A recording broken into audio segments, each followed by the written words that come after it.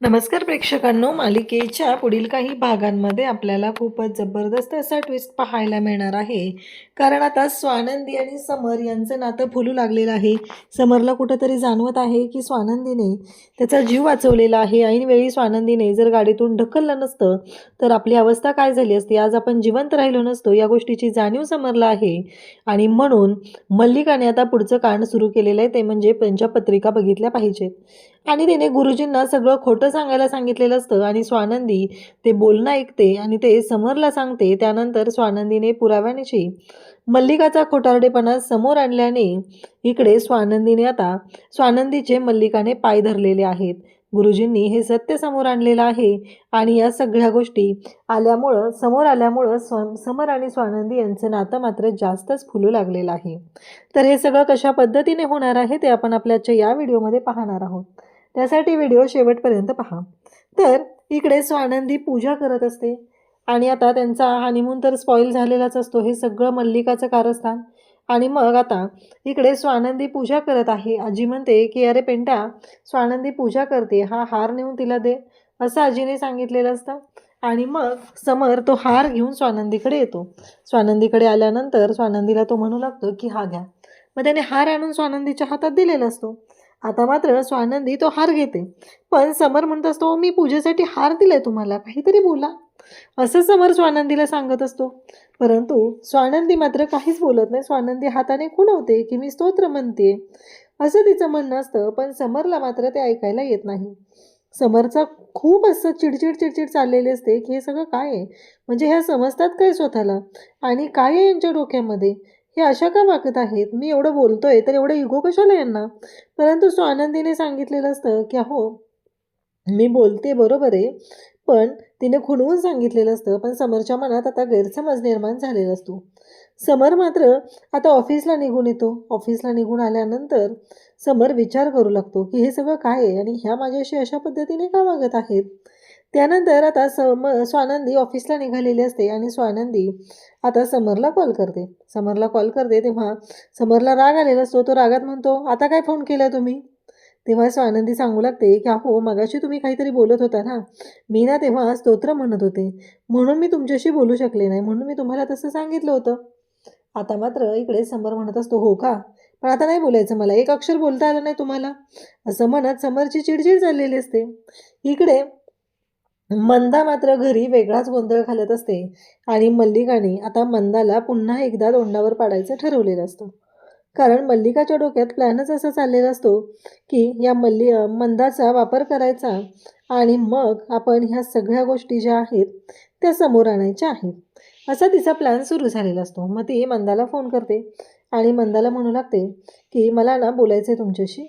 ती तुम्ही बोलला होता ना की काय करायचं, कसं करायचं, त्यामुळं आता मला वाटतंय की ती जी पूजा किंवा पत्रिका आहे ना ती दाखवून घेतली पाहिजे. हे ऐकल्यानंतर मल्लिका म्हणते की हो बरोबर आहे. मंदा पण म्हणते, बरोबर आहे, आपण पत्रिका बघितल्याच नव्हत्या ना, तर आपण आधी पत्रिका बघून घेऊया, असं म्हणत दोघींचंही चाललेलं असतं बोलणं. आता पत्रिका बघायची म्हणजे काय करायचं, आता ह्या दोघींचं काही मोठं कांडच सुरू झालेलं आहे जणू. मंदाला कळतच नसतं की मल्लिका तिचा वापर करून घेते. आणि इकडे मल्लिका म्हणते की आता येते आजीकडे आणि आजीला सांगू लागते की आई, मला तुमच्याशी महत्त्वाचं बोलायचं आहे.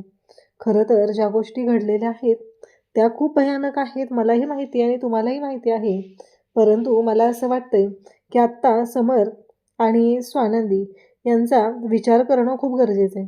मी ना आपल्या ओळखीतले गुरु जे आहेत ना त्यांना बोलावून घेते आणि त्यांच्याकडून एकदा ह्या सगळ्या गोष्टी क्लिअर करून घेते, असं ती सांगू लागते. तेव्हा मात्र आता तिच्या ओळखीतले गुरुजी येणार म्हणजे काय होणार हे आपल्याला चांगलंच माहिती आहे. आणि मग इकडे आता तिनं तिचं असं म्हणणं असतं की मला हे सगळं मंदाने सांगितलेलं आहे आणि त्या पद्धतीनेच तिनं बोलत असते.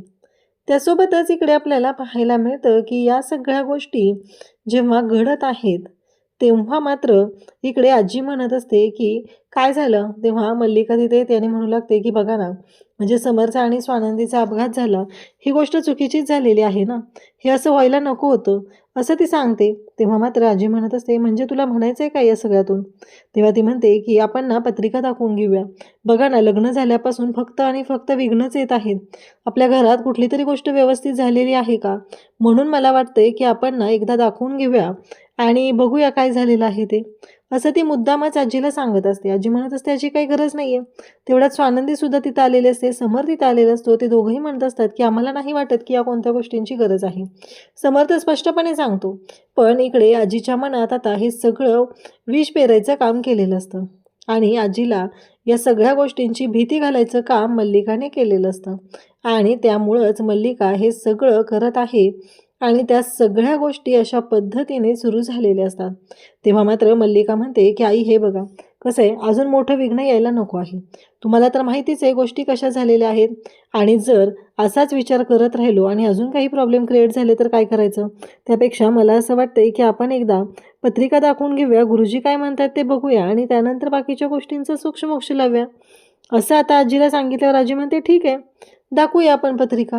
म्हणत आजी पण वेड्यासारखी होकार देते आणि ह्या बाईला मात्र एवढंच हवं असतं की आता कांड सुरू करायचं. हे मात्र तिला खूप चांगलं जमत असतं आणि मग तिने गुरुजींना फोन लावायचा विचार करते आणि गुरुजींना फोन लावते आणि मग मी गुरुजींशी बोलून घेते. आता गुरुजींना पत्रिका पाठवलेल्या असतात आणि स्वानंदी नेमकी तिथून चाललेली असते. मल्लिका म्हणत असते की हे बघा गुरुजी, मी तुम्हाला पत्रिका पाठवले, पण काही झालं तरीही त्या पत्रिका बघा, त्या जुळत नाहीत असंच सांगायचं आहे. कारण कितीही काही असलं तरीही त्या पत्रिका जुळत आहेत ही गोष्ट बाहेर येता कामा नये, असं तिनं सांगितल्यानंतर मात्र गोष्टी ज्या घडू लागलेल्या असतात त्या खूपच भयानक असतात. स्वानंदीला तर धक्काच बसतो, म्हणजे हे सगळं काय आहे आणि हे सगळं असं का चालू आहे, या सगळ्याचा काय अर्थ लावायचा आहे मी, असा विचार तिने सुरू केलेला असतो. तेव्हा आजी खूपच टेन्शनमध्ये असतात. खरं तर स्वानंदीला या सगळ्या गोष्टींचं खूपच वाईट वाटत असतं, कारण या सगळ्या गोष्टींमुळं आपण भरडले जातोय या गोष्टीची जाणीवसुद्धा तिला झालेली असते आणि मग आजींच्या मनात गैरसमज निर्माण होईल. आधीच ऑलरेडी आजी टेन्शनमध्ये आहेत आणि पुन्हा या गोष्टींमुळं आजींना आणखी भीती वाटेल ह्या गोष्टीची काळजी स्वानंदीला वाटत असते. तेव्हा मात्र इकडे मल्लिकाने कांड केलेलंच असतं. स्वानंदी समरला जाऊन सांगते की काकूंनी असं असं केलेलं आहे, पण मी फक्त आत्ता आजींसाठी गप्प राहिलेले आहे. मला असं वाटत आहे की आजींना कोणताही त्रास होऊ नये म्हणून मी शांत राहिलेली आहे, कारण माझं म्हणणं आहे की आजींच्या भावनांशी खेळायची गरज नाही आहे, असं तिने स्पष्टपणे सांगितलेलं असतं. समर म्हणत असतो की असं काहीच नाही आहे, काकू असं वागू शकत नाही आहे, असं तो सांगू लागतो आणि इकडे स्वानंदी मात्र म्हणत असते की हे बघा, मी काही खोटं बोलत नाही आहे, मला कोणामध्ये भांडणं वगैरे लावायची नाही आहेत, पण मला जे वाटलं ते मी तुम्हाला सांगितलेलं आहे. तेव्हा समर म्हणतो की ठीक आहे, बघूया. उद्या जर गुरुजींनी तसं काही सांगितलं तर कळेल. आता दुसऱ्या दिवशी सकाळी गुरुजी आलेले असतात.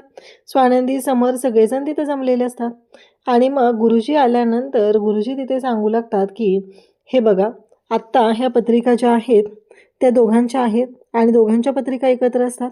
गुरुजी त्या पद्धतीने सांगायला सुरुवात करतात. गुरुजींना जे जे वाटत असतं त्या गोष्टी आता गुरुजींनी सांगायला सुरुवात केलेली असते. गुरुजी म्हणत असतात की हे बघा, या पत्रिका जुळतच नाही आहे, त्यांचं लग्न होऊ शकत नाही आहे. जर यांचं लग्न झालं तर या दोघांवरती खूप मोठं संकट येण्याची शक्यता आहे आणि या घरावरती सुद्धा संकट येणार आहे. आणि बरोबर स्वानंदीने जे सांगितलेलं असतं ते सगळं समरला आठवू लागतं आणि मग इकडे समर आनंदला बोलवतो आणि आनंदने दुसरा एक गुरुजी आणलेला असतो आणि मग समर म्हणतो की ह्या पत्रिका बघा आणि ह्याचं सांगा. ते म्हणतात की उत्तम पत्रिका आहेत, अगदी 34 गुण जुळलेले आहेत तुमच्या दोघांचे, त्यामुळं काहीच प्रॉब्लेम नाही आहे, असं ते गुरुजी सांगू लागतात. आणि मग इथे लगेचच त्या गुरुजींना विचारलं जातं हे सगळं तुम्ही कोणाच्या सांगण्यावरून केलं. तेव्हा मात्र आता मल्लिका समोर असते आणि मल्लिकाची मात्र वाटच लागणार असते, कारण स्वानंदी म्हणत असते की हे बघा काकू, कसं आहे माहिती आहे का, तुम्ही माझ्याशी किंवा समर सरांशी जे काही वागता ते मला माहिती आहे. तुम्ही तोंडावर एक वागता आणि प्रत्यक्षात एक वेगळंच वागता, कारण मी आत्ता ही गोष्ट कधीच बाहेर आणली नसते, मला त्याच्याशी देणं घेणंही नाही आहे, पण तुम्ही आजींच्या भावनांशी खेळताय. एकतर आजी त्या दिवशीपासून काळजी करून त्यांना टेन्शन येत असतं, त्यांना समर सरांची काळजी वाटते आणि आता तुम्ही ह्या पत्रिकेतला गोंधळ घालून इथे आणखी तमाशा करायचा प्रयत्न करत आहात अहो आजींची काळजी घेणं, या घरातल्या माणसांना जपणं, एवढे सगळे लोक तुम्हाला प्रेम करतात आणि तुम्हीही तेच करताय, असं स्वानंदी ऐकवते. तेव्हा मात्र मल्लिका हातापाया पडू लागते, समरला म्हणू लागते की खरंच मला माफ कर, माझ्याकडून चूक झाली, असं म्हणत ती माफी मागत असते. आणि इकडे स्वानंदीला मात्र खूप राग आलेला असतो. स्वानंदी कधी नव्हे ते आता स्पष्ट बोललेली असते आणि स्वानंदी म्हणालेली असते की बस, आत्तापर्यंत मी तुमचं खूप ऐकून घेतलेलं आहे, पण आता यापुढं नाही. त्यामुळं या घरातल्या माणसांना त्रास देण्याआधी माझ्याशी लढावं लागणार आहे, एवढं लक्षात ठेवा, असं स्वानंदीने ऐकवलेलं आहे.